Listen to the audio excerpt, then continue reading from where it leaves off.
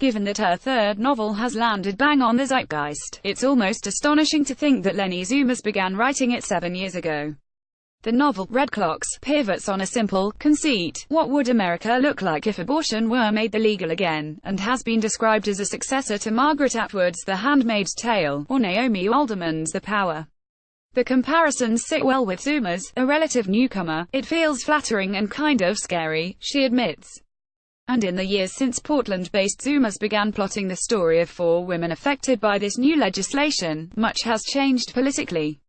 When I started this, we were comfortably ensconced in the Obama administration, and changing around the laws felt like a fictional device that I felt would put pressure on the characters. It reminds me of those comedies in the 80s when someone was installed in a really weird scenario, but that was then and this is now. In Red Clocks, the legislation is almost passed under cover of darkness, and Zoomas points out that the details from this new world order came in part from actual proposals mooted by U.S. government officials. In the book, the U.S. Congress ratifies the Personhood Amendment, which gives the constitutional right to life, liberty and property to a fertilized egg at the moment of conception. With abortion now illegal in the U.S., medical staff who provide them can be charged with second-degree murder, while those who seek abortions can be charged with conspiracy to commit murder. Additionally, IVF is now banned, as embryos can't consent to their transfer from laboratory to uterus. A technician who accidentally drops an embryo during an in vitro transfer is now guilty of manslaughter. And with this new world order comes a new law, Public Law 116-72, otherwise known as Every Child Needs Two Parents. It's the latest in a hefty wave of feminist dystopian fiction, but what makes Red Clocks interesting is its sheer plausibility. I think of my book as almost more like speculative fiction, as the world feels so close in this world, says Zoomas. If votes on Congress went a different way, I feel any of this could be true next month. When Donald Trump was elected president last November, Zoomas was midway through her edits.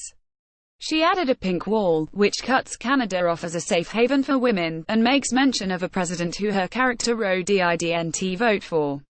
I think we're all struggling to figure out whom we talk to about any of this, she says, referring to the current political climate.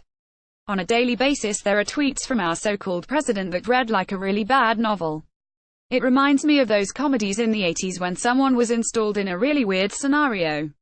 In my own naive way, I've long thought, as long as we have Roe v. Wade, abortion access will be intact, but for a lot of women in the US, state and local laws are making it impossible to get an abortion. If in some small way it makes someone thinking, what does it mean to have sovereignty over one's own body, then I'm happy Irish readers don't need to overly tax themselves to envisage a society in which abortion is illegal, and Zoomas is particularly intrigued to hear about an Irish take on the ongoing Repeal the 8th campaign. She admits to being thoroughly ignorant on the repeal movement, but proves in the course of our conversation to be more enlightened than most.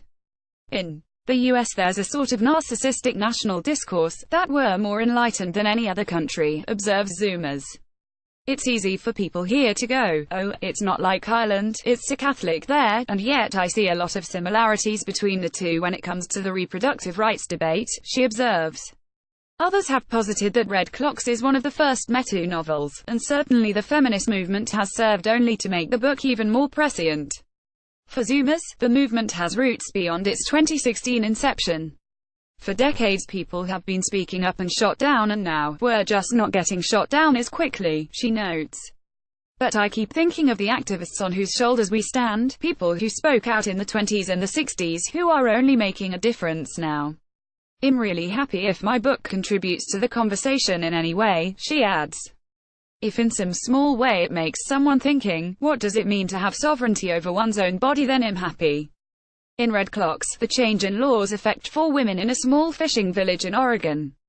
There's the biographer Ro, a single teacher trying in vain to have a child, the daughter Mattie, an adopted 15-year-old who is academically promising yet finds herself pregnant, the mender, the distributor of termination herbs who is put on trial in a latter-day witch hunt, and the wife Susan, a mother of 2 trapped in a domestic purgatory of her own making. Their stories soon overlap. The wife and the biographer are friends, slightly resentful of the other's existence. The daughter, who has just seen her friend jailed after an attempted termination, soon seeks out the services of the mender aka Jin. For the biographer, Zoomas drew on her own first-hand experiences of IVF and motherhood. Whenever I have a novel project, I have to have something else going on. I went through 2 different quests to become a parent, explains Zoomers. The first time was before I met my current partner Luke, in the mid-aughts, around 2006 to 7.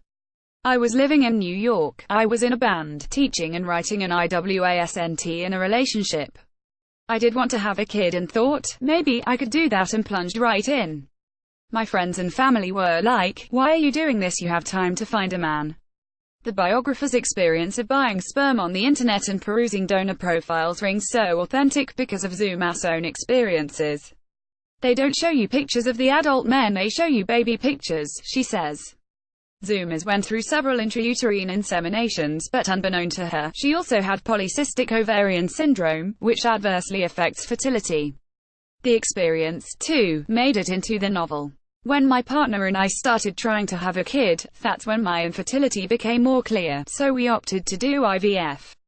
When I started writing Red Clocks, I was thinking a lot about how to do it all on my own.